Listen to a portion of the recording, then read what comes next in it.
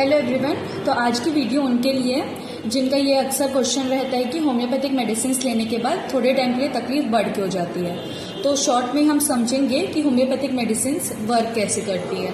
तो homeopathic medicine का action 2 action में डिवाइडेड रहता है, primary action and secondary action. अब प्राइमरी एक्शन में क्या होता है, जब अपन मेडिसिन लेते हैं, पेशेंट अगर मेडिसिन लेता है तो उससे क्या होता है, अपन जो होम्योपैथिक मेडिसिन रहती है वो सिमिलिमम पे बेस्ड रहती है। सिमिलिमम मतलब क्या, जो पेशेंट के सिम्टम्स है वो अपन वैसी मेडिसिन देते हैं कि सेम सिम्टम्स वो मेडिसिन से भी प्रोड्यूस हो सकते हैं। सिमिलिया सिमिलिबस क्यूरेंटर, ये होम्योपैथिक का प्रिंसिपल है, मेन बेस है। तो इस पर जब पेशेंट मेडिसिन लेता है तो सेम डिजीज जो ऑलरेडी पेशेंट के अंदर है डिजीज, वैसे ही सेम सिम्टम्स की डिजीज बनती है, जिसको अपन नाम देते हैं आर्टिफिशियल डिजीज।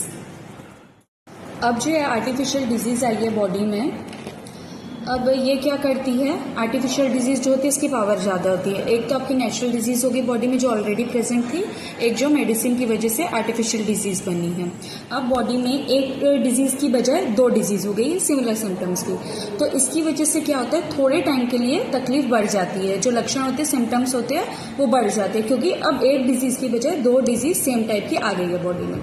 अब आर्टिफिशियल की पावर जो है वो ज़्यादा है, तो आर्टिफिशियल डिजीज क्या करती है, नेचुरल डिजीज को हटा देती है कि तू जा बॉडी से। इसको अपन बोलते हैं प्राइमरी एक्शन ऑफ मेडिसिन, ठीक। अब इसके बाद क्या होता है, वाइटल फोर्स जो है उसकी इंटेंसिटी बढ़ जाती है। अब ये वाइटल फोर्स क्या करती है, अब एक डिजीज बची है बॉडी में, आर्टिफिशियल डिजीज से। अब ये वाइटल फोर्स आर्टिफिशियल डिजीज को भगा देती है कि अब तुझे, अब तेरा भी काम हो गया।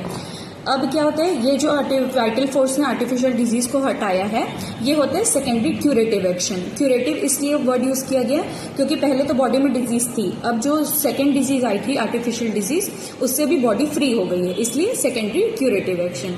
तो ऐसे काम करती है अपनी होम्योपैथिक मेडिसिन, इसलिए जो थोड़े टाइम के लिए है वो तकलीफ बढ़ती है, उसके बाद फिर तकलीफ कम होती है। तो और ये ऐसा हर केस में नहीं होता है, कुछ केसेस में ही होता है, इसलिए अपन इसको पॉजिटिव साइन मानते हैं कि जब अगर तकलीफ बढ़ती है मतलब मेडिसिन सही चूज की गई है, सिमिलिमम परफेक्ट निकला है, इसीलिए थोड़े टाइम के लिए तकलीफ बढ़ी फिर कम हो जाती है। So that's it, bye bye.